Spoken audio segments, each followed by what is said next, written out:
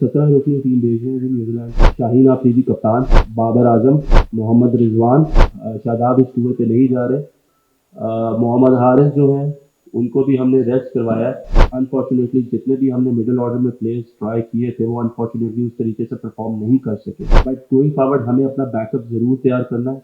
हमें पता होना चाहिए कि हमारे लड़के कौन हैं, कौन जो है वो पाकिस्तान को फ़ायदा दे सकते हैं। तो दैट इज़ अनदर रीज़न कि एक तो आपको अपने जो परफॉर्मर्स है डोमेस्टिक क्रिकेट के उनको भी प्रमोट करना चाहिए, उनको भी मौका देना चाहिए और उसके साथ आपके सीनियर प्लेयर्स को भी खेलना बहुत ज़रूरी है।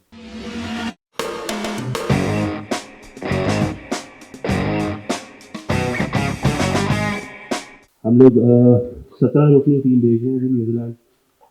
और शाहीन आफरीदी कप्तान, बाबर आजम, मोहम्मद रिजवान, फ़खर जमान, तैम अयूब, इफ्तिखार अहमद, मोहम्मद नवाज, इब्रार अहमद, उसामा मीर, हारिस रऊफ, वसीम जूनियर, जमान खान, आमिर जमाल,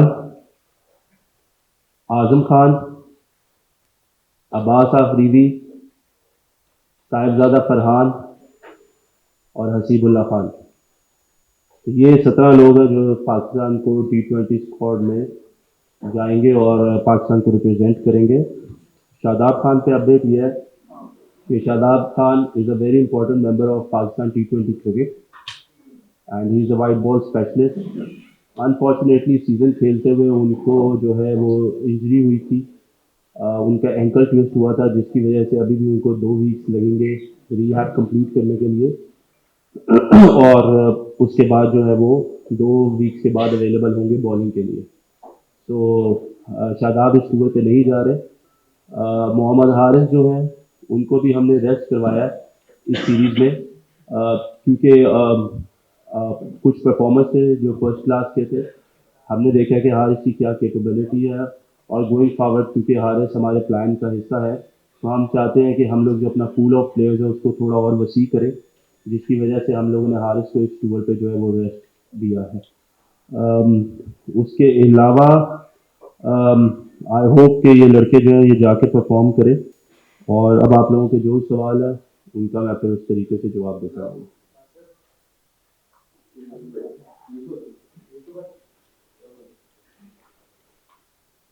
आप सर के स्क्वाड में 3 विकेट कीपर हैं, इसका क्या आप पीछे से आप रखा है? देखिए, जब भी आप टीम पिक करते हैं और आप ये देखते हैं कि क्या चीज़ जो है वो टीम के लिए बेहतर है।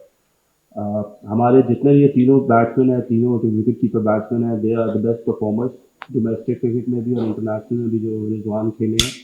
और देखिए, जो एक बहुत बड़ा बैरियर रहा है पिछले 3-4 साल में पाकिस्तान टीम को, ये है कि बैकअप हम लोग तैयार नहीं कर सके। Going forward into the world cup हम लोग ये चाहते हैं कि हमारा कुछ बैकअप तैयार हो और हम कुछ लड़कों को जो है मौका दें ताकि हमें पता चले कि वो कहाँ पे एग्जिस्ट करते हैं। हसीबुल्ला ने क्योंकि मिडल ऑर्डर खेला था PSL में पिशावर जल्मी के लिए और उसकी कुछ इनिंग्स बड़ी इम्पैक्टफुल रही हैं और ओवरऑल हमने देखा कि वो पिछले 2-3 साल से वाइट बॉल क्रिकेट में बहुत ज़्यादा परफॉर्मेंसेस दे रहे हैं। तो हमारा ये था कि हम लोगों को कहीं ना कहीं, क्योंकि वो हसीब भी ओपन करते हैं डोमेस्टिक में, लेकिन हमें कहीं ना कहीं टीम एडजस्टमेंट के लिए अपना 4 नंबर से 7 नंबर तक अपने प्लेयर्स को जो है वो हमें डेवलप करना है, जो कि एक बहुत बड़ा पीछे हमारे लिए मुश्किल रही है। क्योंकि जो कुछ प्लेयर्स जो हमारे रिसेंटली खेले थे जिसमें खुशदल थे, मोहम्मद आसिफ थे, हैदर अली थे, शुएब मलिक थे, तो ये कुछ ऐसे प्लेयर्स थे, फ़हीम अशरफ थे, जो काफ़ी जिनको मौका मिल सका लेकिन वो उस तरीके का इम्पैक्ट क्रिएट नहीं कर सके। तो now we are in a building phase के वर्ल्ड कप जाने से पहले हमें ये पता हो कि हमारा 4, 5, 6, 7 पे कौन प्लेयर खेलेगा, कौन उस चीज़ को, कौन उस अपॉर्चुनिटी को जो है वो ग्रैब कर सकता है।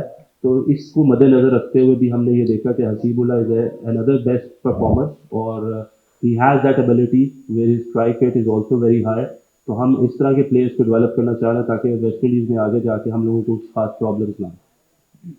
वहाँ भाई आपने शादाब की इंजरी का बता दिया है, साथ में एहसानुल्लाह और नसीम शादी एक लंबे अरसे से इंजरी का शिकार है। मेडिकल पैनल की उनके हवाले से आपके पास क्या रिपोर्ट्स है? क्या वो PSL खेल सकेंगे या नहीं, और वो पाकिस्तान टीम में कब तक कम बैक कर सकेंगे? क्या वो आपके T20 वर्ल्ड कप के लिए प्लान का हिस्सा है? देखिए एहसानुल्लाह, शादाब खान, मोहम्मद हसनैन, नसीम शाह, ये 4 वो लड़के हैं जो इस वक़्त अनफिट हैं। अनफिट थे।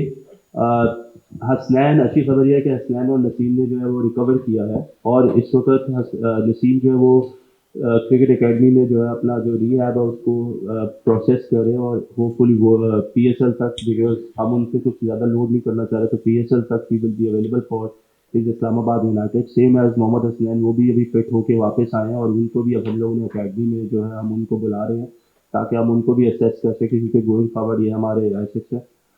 एहसानुल्लाह, अनफॉर्चुनेटली उसको अभी थोड़ा सा टाइम और लगेगा, तो आई एम नॉट श्योर कि अगर वो अभी इस दफ़ा पीएसएल खेल सकेंगे या नहीं खेल सकेंगे। लेकिन शादाब भी हमारे लिए, जिस तरह मैंने कहा, is a very important player to us, तो उनका भी, क्योंकि ये जो एंकल की इंजरी हुई है उसके बाद वो भी अकेडमी आ रहे हैं, तो और वहाँ पे उनको रिहैब भी करवाया जाए, तो उनके साथ अरशद इकबाल भी हैं। तो हम लोग ऑलरेडी इन लड़कों पे हमारी नज़रें हैं और हम इनको इंशाल्लाह लेके चलेंगे। देखिए आज़म को हम लोगों ने बड़ा क्लोजली वॉच किया है और एट टाइम्स ऐसा होता है कि आपको ऊपर स्किल्स को आपको प्रेफर करना होता है। एक प्लेयर जो आपको मैच जितवा सकता है, that is more much more important than anything else. Past में हमारा ये ज़रूर है कि फिटनेस का लेवल होना चाहिए। इससे आजम खान से बात हुई है, we have given him a very clear message going forward कि we want to invest in you, but at the same time you have to respond as well. और ऑब्वियसली आप किसी से ये बिल्कुल नहीं एक्सपेक्ट कर सकते कि 10 दिनों में वो अपना 10-15 केजी नीचे गिरा लेगा, but there is a way.